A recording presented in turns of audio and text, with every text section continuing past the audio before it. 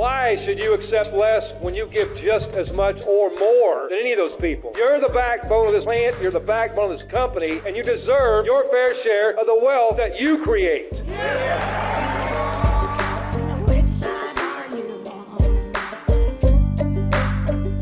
So we wanted to quickly give you an update on the UAW at Volkswagen and talk about some of the what's going on there.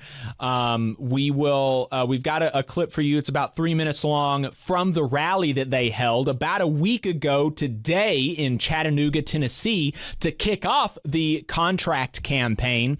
And in this clip, they kind of set the stage for why Volkswagen can meet their demands. They're going to lay it out. They're going to lay it out really clearly and explain that, yes, Volkswagen can do the things that we are going to ask them to do in these negotiations. And then after that, I'm going to go through some of the things that they're going to be asking for in negotiations. But I felt like this is a really good place to start with. And to underline again before we start the clip, they said this later in the rally. They said, what you are willing to do, speaking to the Volkswagen employees, the new members of the UAW, what you are willing to do and how far you are willing to go will determine how far this committee can go. And that's a really good message, really puts the power where it is,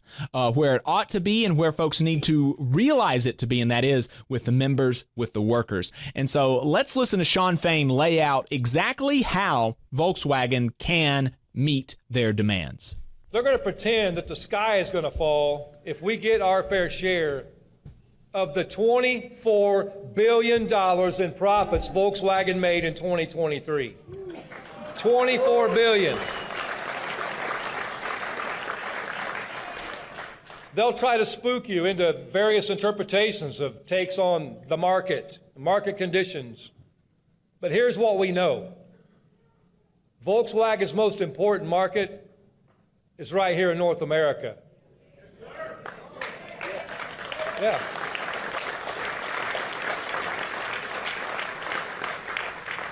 Their path forward runs right through Chattanooga, Tennessee.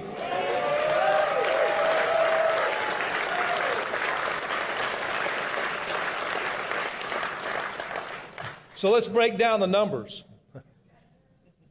These charts, in this one chart, you can see the entire economic story of Volkswagen over the past few years.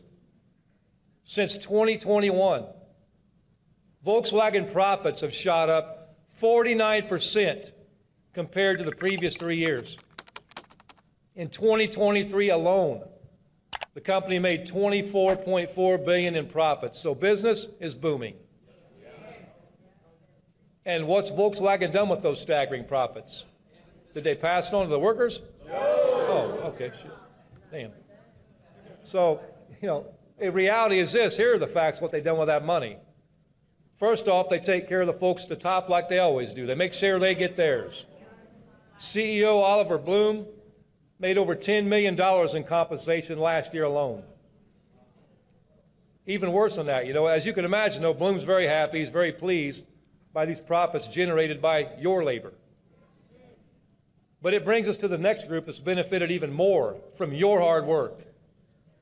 Folks, I can hear them already saying it, man. You guys got them ready already, don't you, man? The shareholders, they're rich shareholders. They're already rich. Last year, Volkswagen distributed $12.7 billion in dividends to shareholders. Last year alone. In just 2 years, shareholders have seen a 288% boost in dividends. Think of that. A 288% raise at the top. That's unheard of.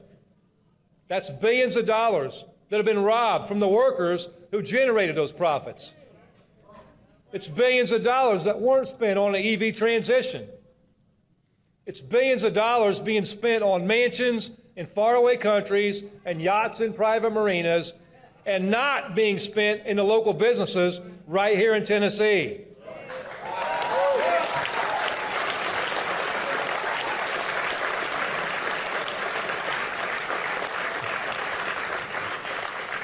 You want to know what you've done? Since 2011, this Volkswagen plant has rolled out more than 1.5 million vehicles. That's over $50 billion in sales.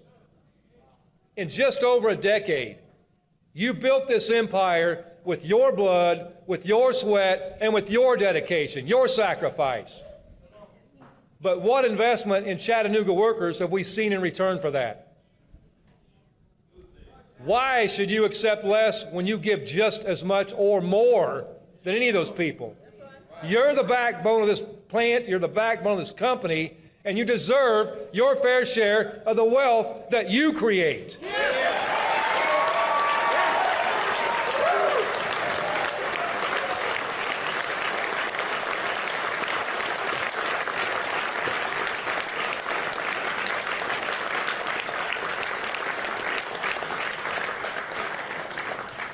And here's another fact I want you to think about. With the kind of profits you're generating, Volkswagen could double your wages, not raise prices, and still make billions of dollars. It's a choice. Hey, 5 seconds, just wanted to say that this is only possible because of our donors. If you want to see more of this, then consider donating yourself at tvlr.fm/donate. There we go. Very clearly, and that's interesting that, you know, it is so clear that Volkswagen can meet the demands of the UAW because, Volkswagen is having issues in Germany, or at least they're saying they're having issues about market conditions and that they need to right-size the company. And so this kind of makes you wonder to what extent what they're saying in Germany is even true, or to what extent they are kind of misrepresenting some of the facts to make it seem like they need to scrape more money off of the workers in Germany. It seems very clear that the workers in Tennessee are done with that kind of dynamic. They have been some of the lowest paid auto workers in the United States for a long time.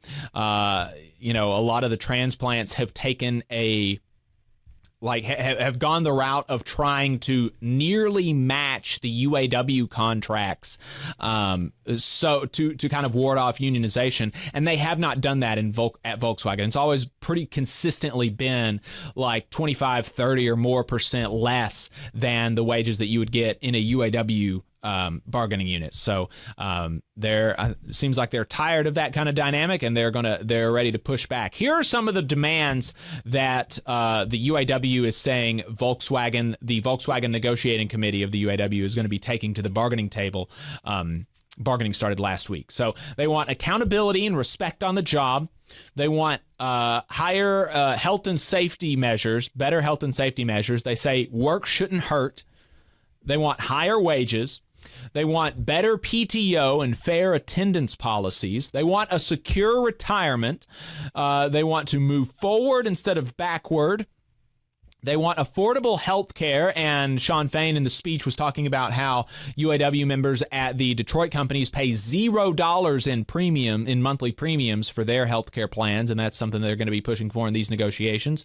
They want union strong work site, meaning the protections around favoritism and not being taking some of that discretion out of the manager's hands, and putting in place strong enforceable procedures for advancement and new job placement and things like this, and higher job security.